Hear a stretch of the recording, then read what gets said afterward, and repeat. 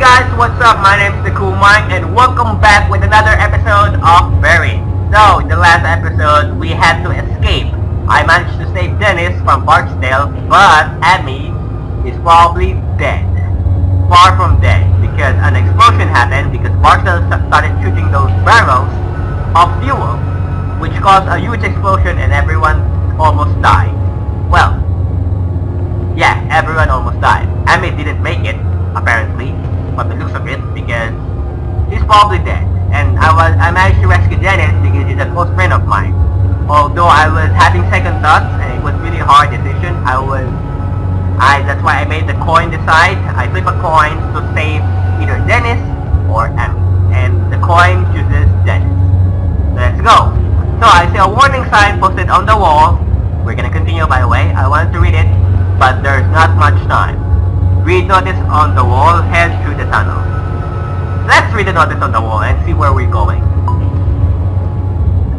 Warning, authorized personnel only. Beyond this point, trespassers will be prosecuted to the full extent of the law. Absolutely no exception. Well, glad we got that one of the way now that everyone is dead. Suddenly I felt effects of the painkillers again. My head feels like balloon and my balance is off kilter. I look up and when I see that the tunnel's ceiling is less than 6 inches over my head. Claustrophobia freezes me for a moment. The ceiling is not high and there is barely enough room for Dennis and me to walk side by side. His eyes are half closed and he looks on the verge of passing out again. It's okay, I tell him. We're almost done. A little farther, okay? He shakes his head and says, I'm sorry, Roger, but I don't think I can go any farther. I lower him to the floor as easily as I can and let him rest. I'll be back, I tell him, hoping it's true. The switch should be down here somewhere. I give Dennis one last look and then start down with the tunnel ahead of me. I look up and when I see that the tunnel ceiling is less than 6 inches over my head, most of it freezes me for a moment. Oh god, the painkiller is gonna get me killed. Still, it is much better than facing the monsters above me. I wonder then, walking through the darkness where they came from, is the portal still open? I keep walking into the darkness and within 5 minutes the glow of the red light from the elevator is diminished. It's almost completely dark. I hold the gun in one hand and reach out to touch the wall with my other. Feeling the gun in my palm anchors me to reality, to sanity.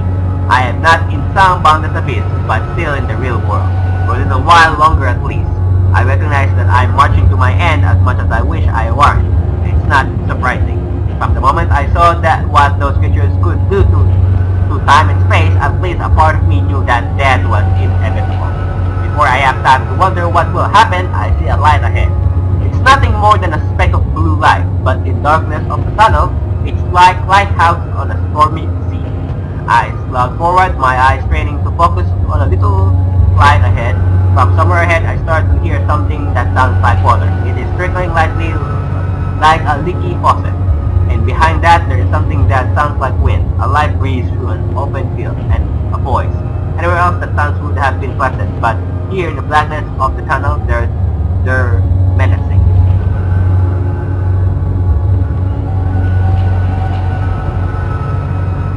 A voice. Let's stay quiet. I'm gonna stay quiet. I'm gonna make sure that person is not trying to kill me. I don't make a sound, instead trying to make sense of what's going on around me. I cock my head trying to concentrate and then realize that I can see the tunnel walls now. This is odd, I see I wasn't able to see them a few seconds ago. This is different from the blue light at the end of the tunnel. It's then that I see that the slide shimmering in the air. It looks like a foggy mirror steam over after a shower. And it's moving, dancing in the air like some abstract firefly. It's not menacing like the creature so that the threat is not. It's a peaceful serene. I watch as the shimmer branches out and becomes 2, then 3, then 4. They snake out in different directions, tracing the tunnel walls. And this shimmers the doors to another dimension that Strickland was talking about. Suddenly I'm surrounded by light above and below me, and I realize there's no avoiding it. The question is, how am I going through? I'm gonna go in feet first because I don't wanna get myself killed. Unable to resist, I step forward to where the tunnel wall should be. When I do, those shimmering lights branch out even more before connecting in one perfect circular board. They are hypnotizing so much so that I don't realize that the tunnel walls are vanishing. I feel something like wind and a brief electrical pulse pass through me as the lights take me. There is then a very gentle pushing sensation, and I somehow know that I'm being expelled. I have passed through something, maybe the lights, maybe the tunnel walls, I don't know.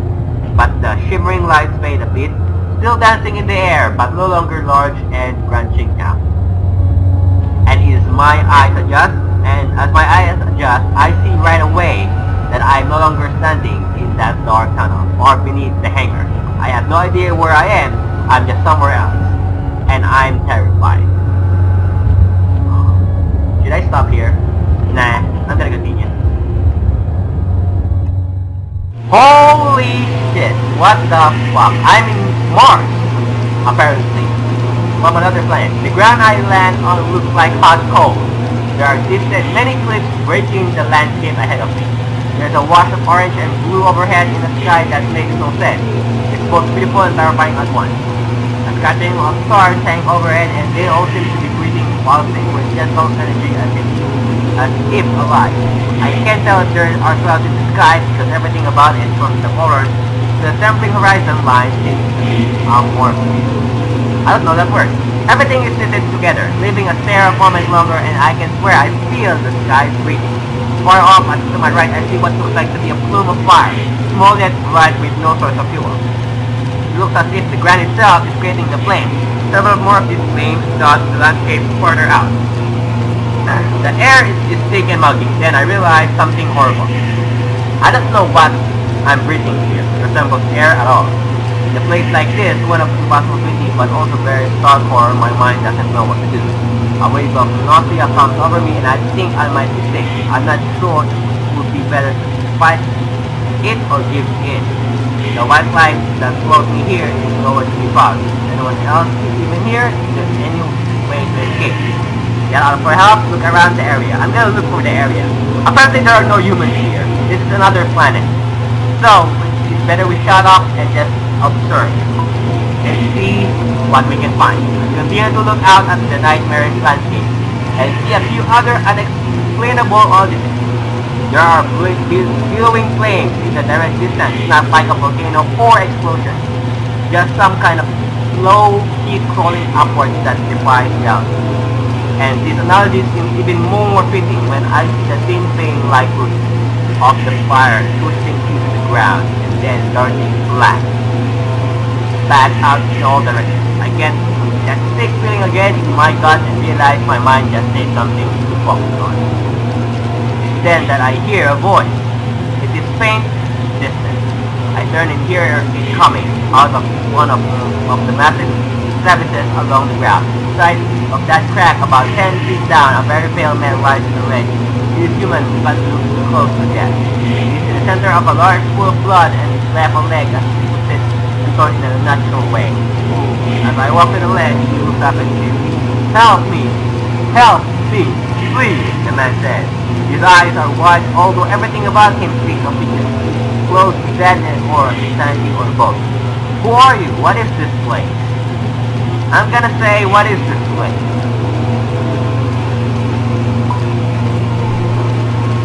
I don't know, but we were outside of our home galaxy, possibly even our home universe. Please help! I want to know more, but it seems close to feel what looks like his last breath, just to answer my question. I love you, I was fan, but I don't know where the hell I am or how to get back home. Like you said, it's a doorway. It might take you back to the facility. Might? Where did it go? Might. That's confusing. And scary. What do you mean by might? It might bring me somewhere else. There's no way to know where the doorway is taking you. Could be stuck in another world or between worlds. But it's the only way out of here. I just still want to help, but there's no way I can reach him. He's not too far away from the pool of fire. I don't think I can get to you, just say. No, that's not what I meant. But what I mean, he replied. His eyes are on the handgun that I almost forget I'm still holding. I read that he wants, and I shake my head. I can't, I say. I can't do that. Please, please. Those things they have, the others that come came here with me. I got rocked along the way. They'll be back, and they'll kill me. That he says again, indicating that gun will be quicker, less painful. I can't, I repeat. Please, look at me, damn leg. Look at my damn leg. I'm dead anyway. I'm about to refuse him again when I hear all the supermen that is around sound out from another crevice behind me. I hear another of those spill noises and then watch as one of the monsters materializes up out of the neighboring crevice. Two more came out up it and then a third, then 5, then 10. So soon I lost count at what was just a few turns to a flood. And I suddenly understand that man's reasoning. A bullet would be a mercy. I check the gun and see that I have only one round left. I can do this on this guy, but I may need it for myself later, which I'm probably gonna need. From beside me, the man speaks again. My God, he says, a wave of lunacy is in his voice. Please. I'm not gonna shoot him. I don't wanna kill him.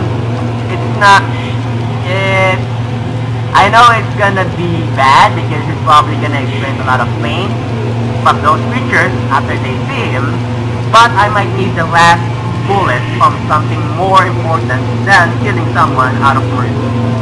So, don't shoot him. You did not shoot the man. It's an important choice, apparently.